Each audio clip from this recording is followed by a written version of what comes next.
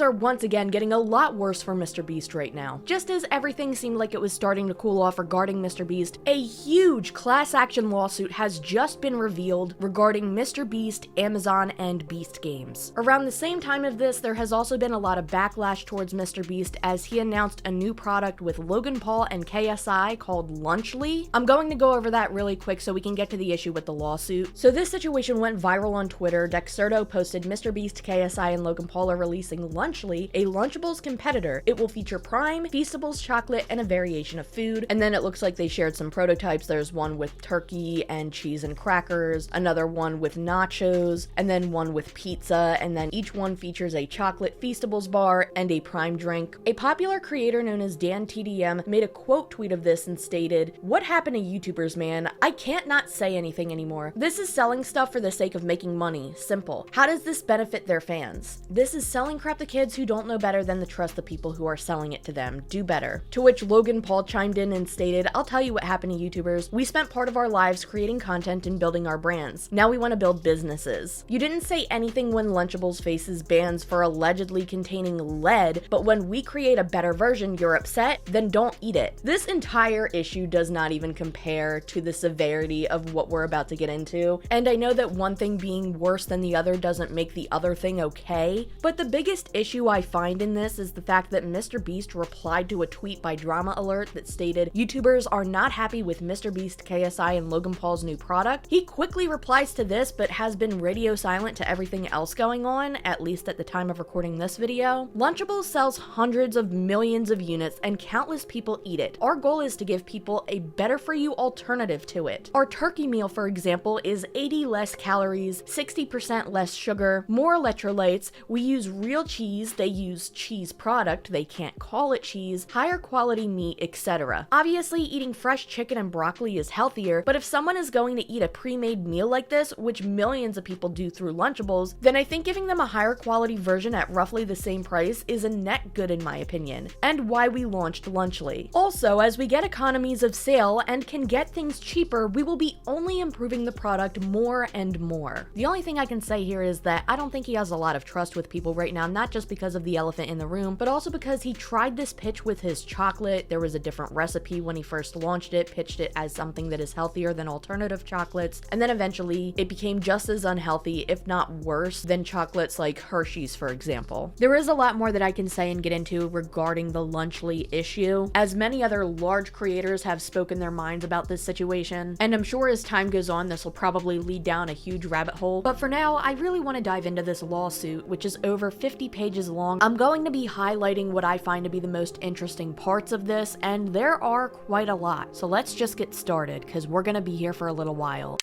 So right off the bat on the first page, you can kind of get a glimpse of what this is going to be about. There is a list of 14 complaints, including failure to pay minimum wages, liquidated damages for failure to pay minimum wages, failure to pay overtime, sexual harassment, failure to prevent harassment, negligent infliction of emotional distress, failure to provide uninterrupted meal breaks, failure to provide uninterrupted rest breaks, failure to pay wages promptly upon termination, failure to provide accurate itemized wage settlements, failure to identify for employee expenses and losses in discharging duties, unfair business practices, false advertising, and declaratory relief, and it does state that a jury trial is demanded. Now, moving on to the table of contents in section 4, it states facts going into the contestants engaged in what appeared to be a thorough application and vetting process for Beast Games. The contestant agreements that the contestants entered into with production defendants included redacted. There's a lot of redacted information in this, by the way, just letting you know now. Some pages are completely blanked out. The contestants were employees under California law, but defendants intentionally misclassified them to defendants' economic advantage. And this becomes a bigger issue later on. The contestants were not volunteers. The contestants were promised and received compensation in exchange for their services. The contestants had no autonomy autonomy. Defendants exercised complete control. The contestants performed work that was in the usual course and scope of defendants' businesses. The contestants are not customarily engaged in an independently established business of the same nature as the work performed for defendants. Continuing, it states defendants misclassified the contestants redacted to avoid their employment obligations under California law and to wrongfully receive unearned tax credits from Nevada. I'm not any type of professional in this, but that sounds very, very illegal. Defendants required the contestants to sign an unconscionable agreement with illegal and unenforceable terms. Defendants failed to provide a safe and healthful place of employment to the particular and collective detriment of the female contestants who suffered harassment. Purported How to Succeed in MrBeast Production Handbook states that it's okay for the boys to be childish, and if talent wants to draw a on the whiteboard in the video or do something stupid, let them. Really do everything you can to empower the boys when filming and help them make content. Help them be idiots. Helping quote-unquote the boys make content apparently translated to redacted. Beast Games created hostile conditions where women were forced to endure severe embarrassment and unfair disadvantage of blank. Defendants made multiple false statements to the contestants in connection with Beast Games prior to the start of the competition. Defendants falsely advertised that the competition would have 1,000 contestants. Redacted in this cut the odds of winning blank of what was originally advertised. Defendants misrepresented that redacted. The Beast Games Productions was so void of standards and reasonable care that MrBeast allegedly offered to cover the contestants' therapy, plaintiffs' individual experiences. So I'm going to go over the introduction with you, and then we're going to highlight some interesting points throughout the rest of the lawsuit because, again, it's 50 pages long. There is a lot of legal speak in this, and I want to try to make this as digestible as possible for you. And then at the end of this, we're going to go over my thoughts on everything. Plaintiffs bring this action on behalf of themselves and a proposed class consisting of all individuals who were engaged as purported contestants in the Beast Games content production in Redacted. Defendant production companies and Amazon shamelessly exploited the labor of approximately blank people who served as contestants on the forthcoming $100 million MrBeast Amazon production Beast Games, which Amazon promotes as the world's largest live game show with the quote, biggest single prize in the history of television and streaming. The Beast Games entertainment value arises directly from the physical and emotional labor of the contestants who compete under pressure cooker conditions for life-changing prize money, with one person purportedly to win $5 million at the end. Defendant MRB 2024 LLC is a production company believed to be owned by the whole part, directly or indirectly, by James Jimmy Donaldson, the creator and face of the YouTube-originated MrBeast brand. Mr. Donaldson, aka MrBeast, is a 26-year-old content creator who, on information and belief, has the most YouTube subscribers in the world and is the first YouTube billionaire. The MrBeast entertainment empire produces stunt philanthropy, which typically features MrBeast performing corporate-sponsored, attention-getting philanthropy for publicity. The business model essentially is that MrBeast performs giving away some corporate money, whether pellets of cash, cars, or even houses to strangers or followers, and his corporate sponsors compensate him with even more corporate money. Defendant Amazon Alternative LLC is, on information and belief, the unscripted television division of Amazon Studios, which reportedly was previously run by Mark Burnett at MGM Worldwide Television Group before Amazon Studios acquired the division in the Amazon MGM merger. Amazon Alternative creates content for Amazon's Prime streaming service, which boasts over 200 million paid subscribers. These two commercial giants, MrBeast and Amazon, partnered with production company Defendant Off One's Base LLC to produce Beast Games, which would be filmed in Redacted. Mr. Donaldson, who has publicly represented that all MrBeast contestants get paid if they compete for just 5 minutes, gushed to his fans online about the bigger-than-ever scale of the Amazon-sponsored Beast Games, stating that money was not a constraint, and that Amazon had given Mr. Donaldson all creative control and the ability to do whatever he wanted. Unfortunately, the supposedly magnanimous MrBeast did not want to use the alleged unconstrained resources to provide fair wages or even bare minimum legal working conditions to the blank contestants whose labor compromised the core commercial value of Beast Games. Instead, defendants employed superior bargaining power to coerce the contestants to sign unconscionable contracts with illegal terms and illusory obligations, and also knowingly mischaracterized the contestants blank to avoid defendants' employment obligations under California law. So what they're basically saying, if I'm reading this correctly, is that they hired people to have the contestants sign essentially predatory contracts that would ultimately screw them over. Defendants knowingly misclassified the contestants blank in part to obtain a tax credit for $2,252,523 from the state of Nevada, which defendants on information and belief would not have received if they had disclosed the production's actual labor costs, including the significant labor of the blank contestants in the budget they presented to the Nevada Film Commission with their tax credit application. If I were Jimmy, I'd be a little bit worried there. Defendants then included redacted to serve as contestants on their $100 million production based on a false representation that 1,000 people would be competing to win a $5 million prize, announcing only upon the contestants' arrival, redacted, reducing the contestants' odds of winning blank before the competition began. If I remember correctly, because people were discussing this prior to this lawsuit, I believe the accusation was there were actually more than 1,000 contestants, but they were told that there would only be 1,000 contestants. Therefore, with more people, it would reduce each individual contestant's chances of winning the $5 million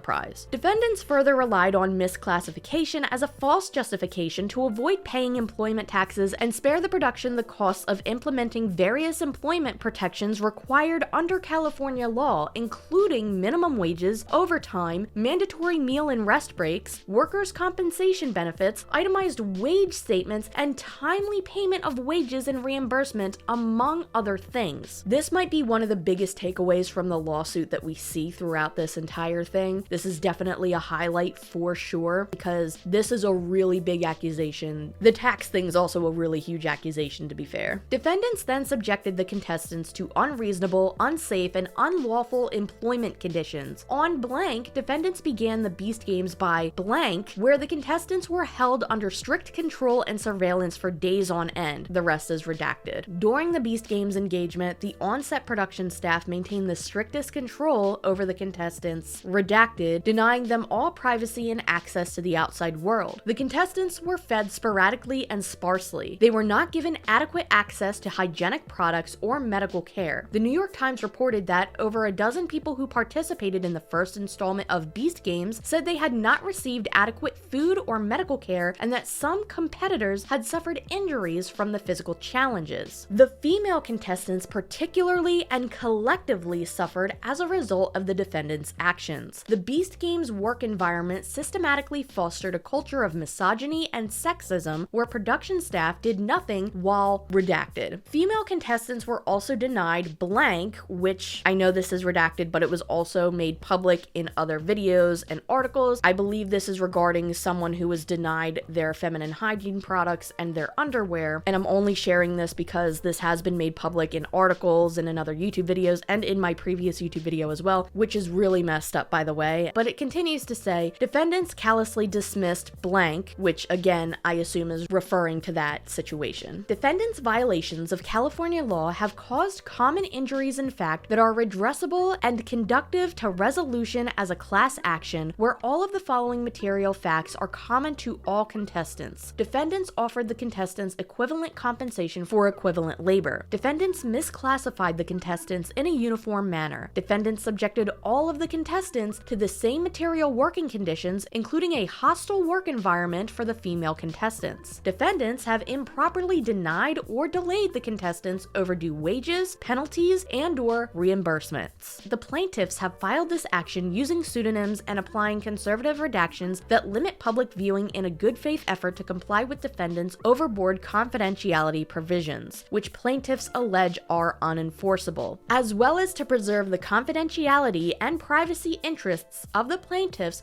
who wish to avoid opprobrium. That definitely makes sense, but as I mentioned earlier, there are some things that I've noticed were redacted in this lawsuit that were made public on other forms of media, not just social media, but in mainstream media as well, such as mainstream news outlets. My best guess as somebody who is not a lawyer or a professional in the legal field is that for those things that have been made public before but are redacted in this lawsuit, there probably is a legal reason as to why, unless in those redacted points they have named the individual individuals affected, in which case would make a lot more sense because even in the news outlets, they were not named. So it is very possible that that could be why it's been redacted in this lawsuit, but there had previously been public mentions of it. So now we're going to go into some of the details and the highlights of all of the information that I had just read to you in this lawsuit. I'm going to try my best to do this in the most digestible way possible, and if there is something that seems extremely confusing as I'm reading it, I'll try to rephrase it in a more understandable way because legal speak should in some cases be considered another language.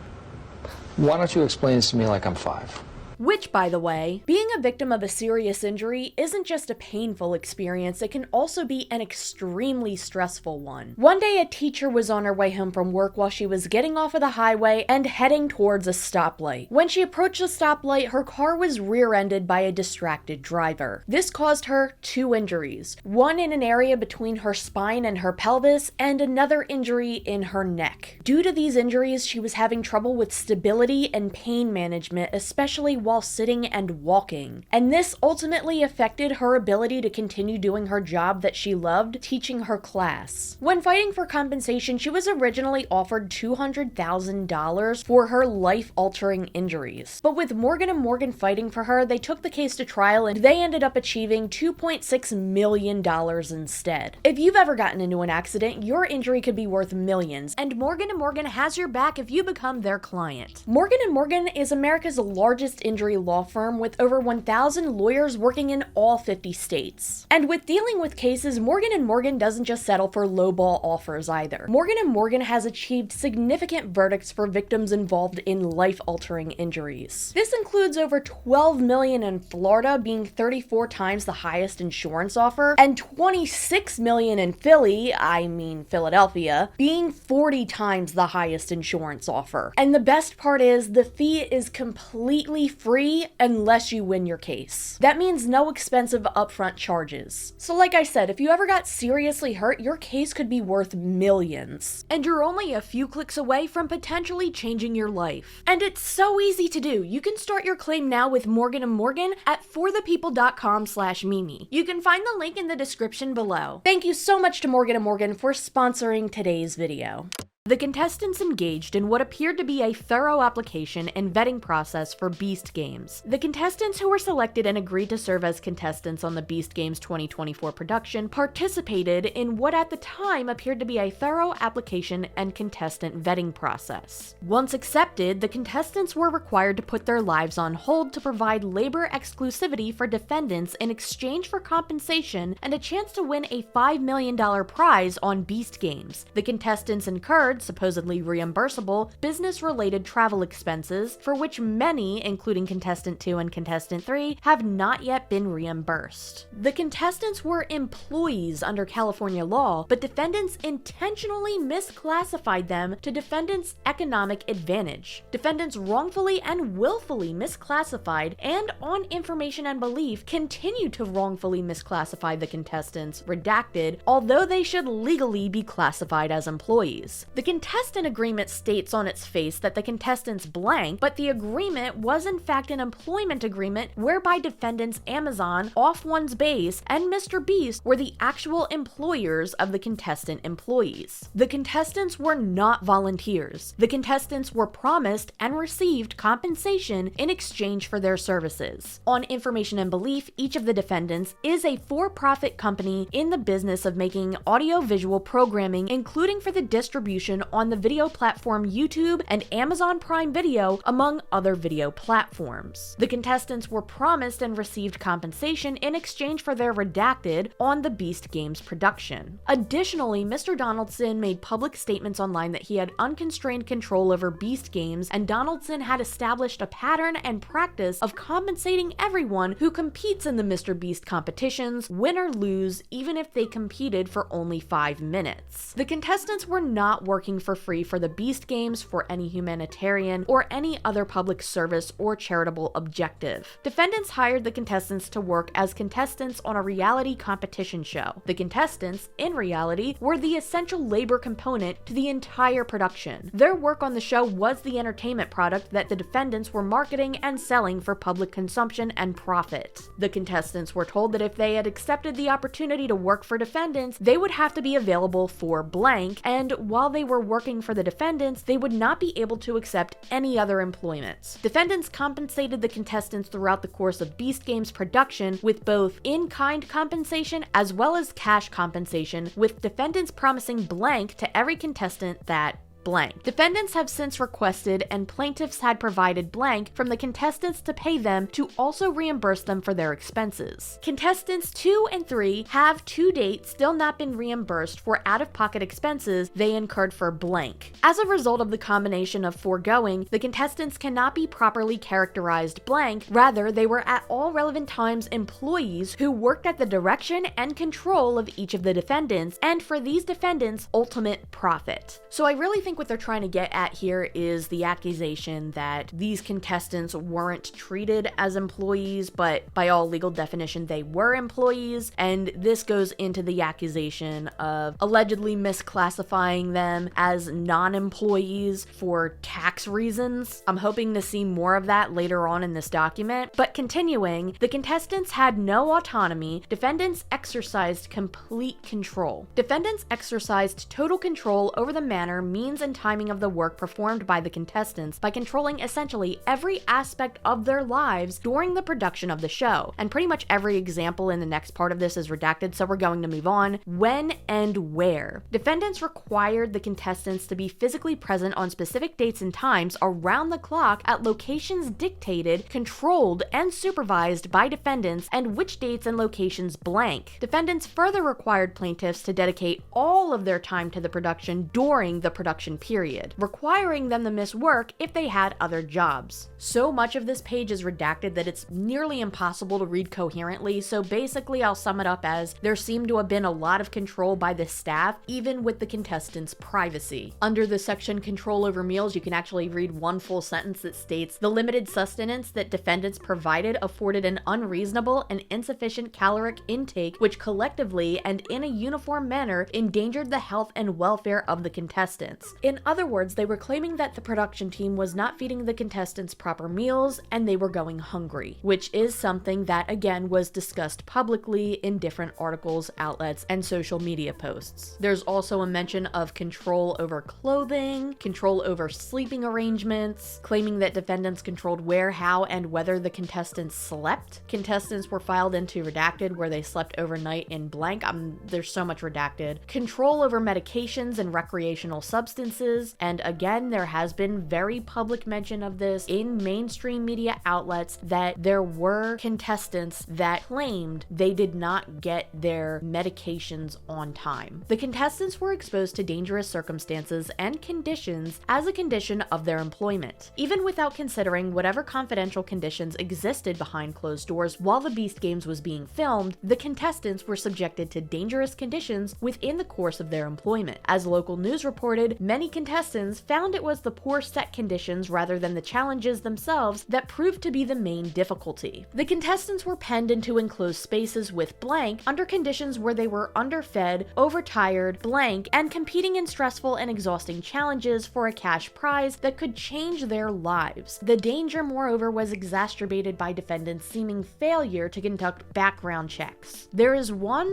unredacted post, which is a tweet from Rosanna Pansino that states, "I have received confirmation from 5 verified contestants that the first round of Beast Games, a man named Armani was allowed to compete." I've gone over this in my previous video. This is about somebody else who was allegedly very creepy on the MrBeast team. He was previously charged with at least 20 counts for battery, kidnapping, pandering or pimping, and robbery. He pled guilty to the pimping charge, acknowledging the significant evidence against him. He allegedly also slept near female contestants before being kicked off the set for inappropriate inappropriate behavior. Some of the female contestants confirmed being very uncomfortable around him. He is also friends with Jake Paul and other influencers. Why was there not adequate background checks to catch people like this? On information and belief, there was insufficient medical staff to attend to potential and actual injuries during the production. There were several reports of injuries. For example, in an online article, Scott Robin of Vital Vegas reported on July 19, 2024, that in a concerning twist to this story, a source claims Desert Springs Hospital has seen countless patients today coming from Beast Games due to lack of food and water. I'm skipping down to the 15th page where it states defendants misclassified the contestants blank to avoid their employment obligations under California law and to wrongfully receive unearned tax credits from Nevada. From on or about blank, the contestants worked a non-stop continuous stretch of employment for defendants during the production. From between redacted, with individuals working non-stop periods of employment around the clock starting on redacted. Reasonably assuming a significant number of contestants were non-Nevada residents, defendants would likely not meet the requirement that the percentage of Nevada to total qualified expenditures exceeded 60%. Moreover, defendants later required the contestants to complete blank, suggesting they intend to write off the contestants' wages as expenses in an attempt to have their cake and eat it too. In other words, fudging the true labor costs by labeling the contestants blank to obtain the state of the Nevada tax credit, saving money on employment wages, benefits, and employment taxes by misclassifying the contestants and deducting the contestant labor as expenses after the fact. And a form is attached in this document. Defendants required the contestants to sign an unconscionable agreement with illegal and unenforceable terms. As a condition of their employment, defendants required each contestant to enter into a contract of adhesion that was drafted by defendants, which plaintiffs and the proposed class were given to sign under the expedient circumstances. On or about June 6, 2024, on information and belief, the application period for Beast Games opened. There's more redacted information to compete in the unprecedented Beast Games. Defendants enjoyed superior bargaining power and used it to impose terms and conditions that are unlawful under California law, including Labor Code Section 432.5. Then there is a lot more redaction and legal speak, so we're going to skip down more. Defendants failed to provide a safe and healthful place of employment to the particular and collective detriment of the female contestants who suffered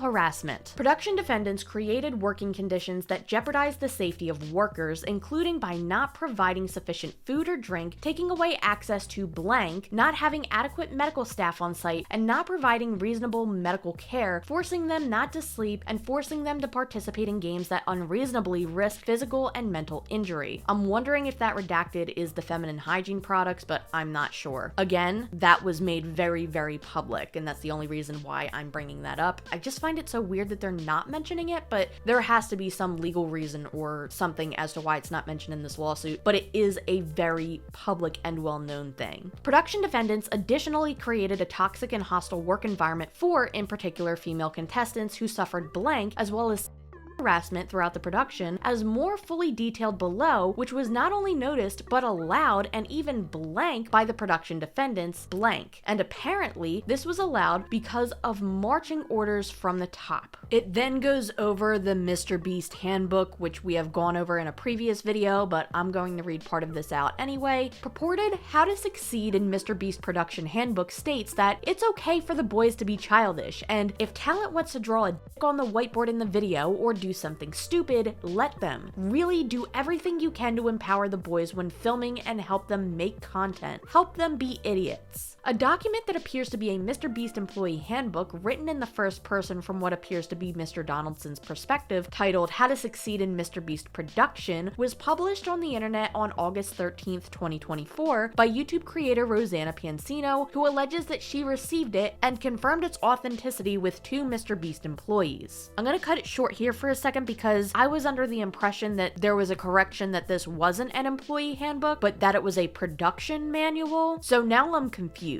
This alleged MrBeast handbook provides insight into the boys will be boys working conditions that are seemingly promoted by Mr. Donaldson, which, if such MrBeast handbook is indeed distributed to MrBeast production staff, advises employees really do everything you can to empower the boys when filming and help them make content. Help them be idiots. And if talent wants to draw a on the whiteboard in the video or do something stupid, let them. It then shows a screenshot of that particular paragraph in this employee handbook / production manual / document that's going around, claimed to be distributed to at least some of MrBeast employees. At all relevant times on information and belief, defendants' management up to and including senior management and ownership had actual and/or constructive notice that the violence and harassment detailed herein was occurring within the workplace. Defendants made multiple false statements to the contestants in connection with Beast Games prior to the start of the competition. Defendants falsely advertised that the competition would have 1,000 contestants, blank, and cut the odds of winning, redacted. On March 18th, 2024, Amazon shared the news that MrBeast and Amazon MGM Studios announced the reality competition series Beast Games in large print just under a graphic showing Mr. Donaldson amidst a backdrop, including the Amazon Prime Video and MrBeast logos. Amazon continued that the new show will premiere on Prime Video and is set to become the biggest reality competition series where 1,000 contestants will compete for a $5 million prize. Mr. Donaldson himself also announced that the same day on his MrBeast Twitter account about the Beast Games competition that I'm going to be filming the largest game show in history and releasing it on Prime Video. Over 1,000 contestants, $5 million prize, and many other world records. Accordingly, at all relevant times, defendants Amazon, Off One's Base,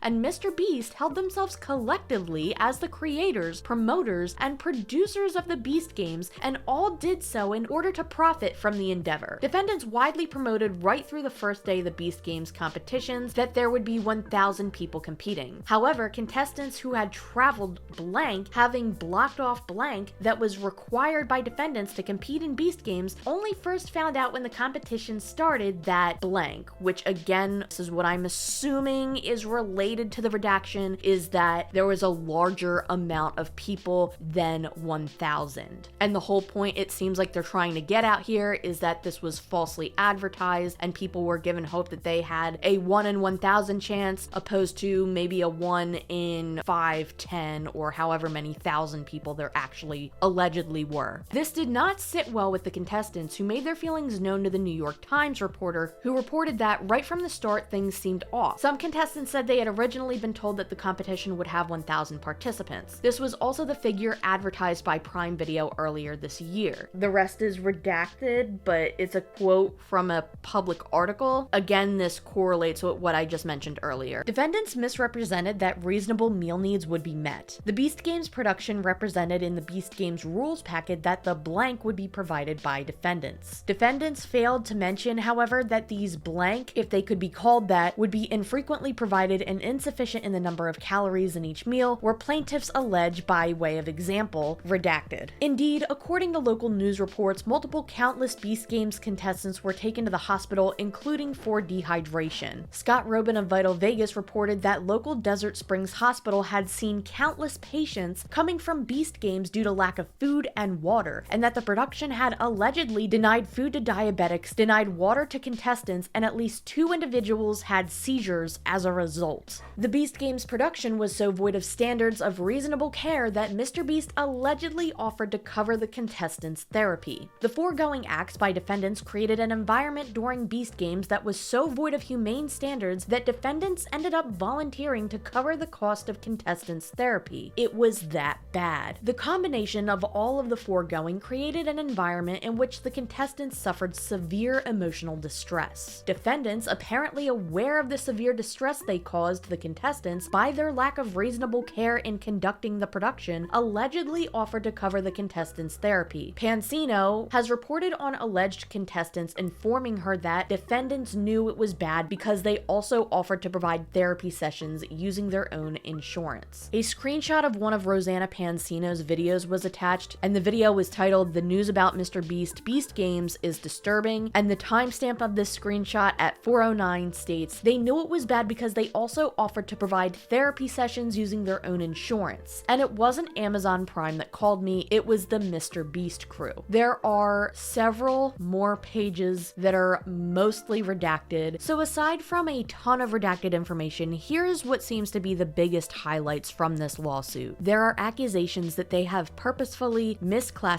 lied, or in other words, lied, about the employment of their contestants to avoid specific employment obligations under California law and to wrongfully receive unearned tax credits from Nevada. He has been accused of failure to pay minimum wages, failure to pay overtime. There are accusations of sexual harassment in the workplace and failure to prevent it or to address it in any way. There have been accusations of failure to provide adequate meals and medications and basic medical necessities to people, and also accusations of not even giving contestants proper meal or rest breaks. And there were accusations of the MrBeast team offering to pay for people's therapy after realizing how bad the conditions were, along with accusations of falsely advertising the Beast Games production, claiming that there would be 1,000 contestants when redacted information, but there seems that there were more. Overall, this entire legal document was a very interesting read. It is 50 pages long. I'll leave it linked in the description below for you to check out if you are interested. There is so much that has been redacted though, some of it being easily recognizable statements that have already been made publicly in mainstream news outlets. The only other major concern I have with this document is the portion where they mention the employee handbook, because there is a lot of confusion on whether this is an employee handbook or a production manual, because I have heard it being called both, and I was under the assumption that it being a production manual was the correct term for what this was, and now I am confused about it again. Aside from the contents in this lawsuit that I have been reading for the past 35 minutes, there is another accusation made against MrBeast, which has been revealed in an article by Dexerto, which stated MrBeast crew member reportedly hospitalized after tower piece falls on them while filming. I'll leave this article linked down below as well. I'm not going to be reading the full thing. I'm going to skip through to the middle, stating new insights are coming to light after Rolling Stone reporter Stephen A. Sark confirmed a crew member filming the series was hospitalized after an incident that left him injured on set. Is Stephen A. Sark the guy that was in the Onision documentary with the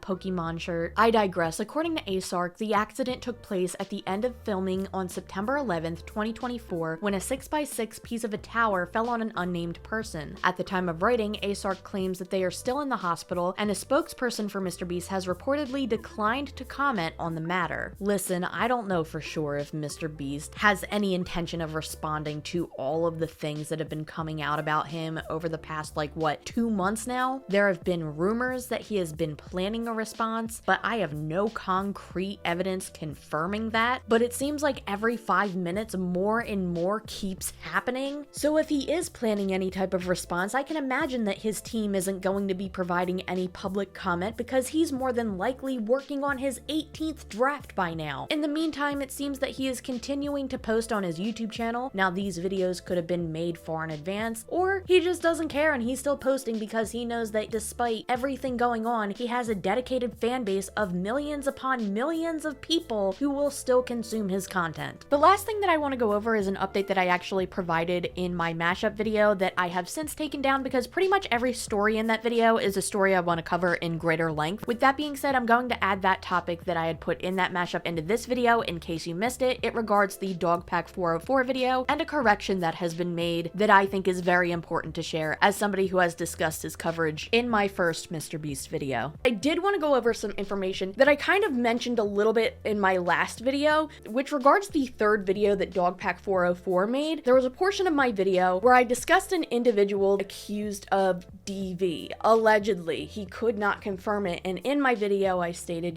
probably not a good idea to accuse somebody of this before absolutely confirming it. There was a part in this video where Dogpack discusses some DV charges against James Warren, but also because there's a bunch of James Warrens in the state that he supposedly lives in, they couldn't confirm that. I don't know if there was some legal reason as to why he worded it that way, but if he truly couldn't confirm that, I think personally that should have been taken out until it could have been confirmed. That's just my opinion. And it turns out that this person did not have any charges of DV like he had assumed that he did. James Warren DV charges update. The 6 North Carolina criminal court cases were not for DV. I still have some Freedom of Information Act requests out, but an alleged current MrBeast employee reached out to me giving their side of the story. I think this person is mistaken with a lot of details, but I do now believe the James Warren DV case that circulated the office was most likely the wrong James Warren. Of course, none of my sources knew that. I tried multiple times to get in touch with the person who allegedly quote-unquote found the charges before making my video and did not get a response. I should have waited on the Freedom of Information Act requests before mentioning the DV charges allegations. However, I believe I was clear in my video that they were just allegations of charges. Charges are themselves unproven accusations, not convictions. I am not a professional journalist or investigator. My goal is to just bring credible allegations to light so they can be properly investigated and people can be held accountable. I still believe there are other credible allegations involving James Warren that need to be investigated. So before we get on to the screenshot provided below, I do want to say that this is a very, very big mistake and he definitely should have waited, and saying I'm not a professional journalist or investigator isn't really an excuse for that, because at the end of the day, you put that video out to millions of people to view, and while I do think that some good information did come out of his videos, this specifically is something that should not have happened. Anyway, there's texts that state, "Do you know about the James Warren DV charges?" The response states, "People joke about this, but as far as I know, it's not true. One day we did a Google search in the office to check, but nothing. The originator of the rumors was Jimmy's ex-girlfriend Maddie Spadell. Between you and me, she's a wine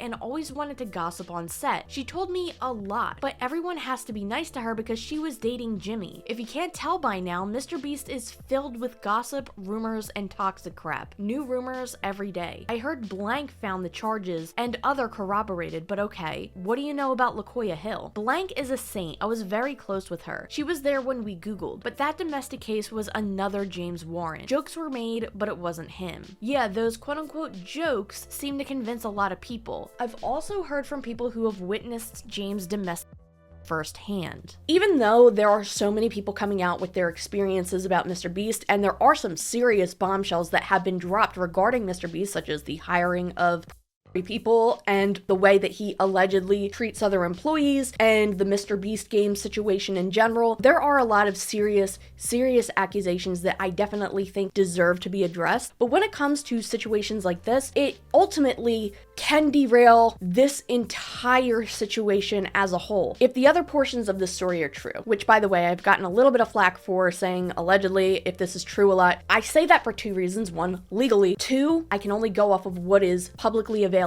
at the time of making my content. I'm not saying if this is true because I automatically don't believe anybody. I'm saying if this is true because at the current time, information can change or update. And quite frankly, I do believe a lot of the things that have been said about MrBeast. And I do think that there were a lot of bombshells in the Dogpack videos. And I very eagerly await MrBeast's response to them. If he does respond, because who knows, he might not. But if and when he does, or whenever there are any additional extreme developments to the story already, I will be sure to either update you on the situation or make a follow-up video, and I am still working on the Ava Chris Tyson video as well.